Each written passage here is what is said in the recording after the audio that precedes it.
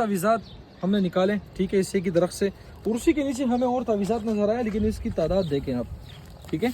अब अल्लाह बेहतर जानते हैं किस मकसद के लिए है ये। करीब करें, देखें कितने पुराने हैं, किस मकसद के लिए है ये। एक ही दरख्त के पास, ठीक है, ये तो बारिश ने गला दिए हैं कुछ तावीज़ात वगैरह, ये देखें, ठीक है, इतने सारे तावीज़ पड़े हुए हैं। इस दरख्त में इतने सारे तावीज़ात निकले एक ही दरख्त में, ठीक है। अब तो हम बहुत सारे काफ़ी तलाश करना रह चुका है, हमारी टीम लगी हुई है, इंशाल्लाह तलाश करेंगे, आपको दिखाएंगे जितने भी तावीज़ वगैरह निकले कि किस नाम पर थे, किस मकसद के लिए थे। जिन पे गुजरती है उनको पता होता है कि इनके क्या असरात हैं, ठीक है। बातें करने वाले लोग होते हैं, वो करते हैं बातें कि इससे कुछ नहीं होता है, इससे होता है कुछ।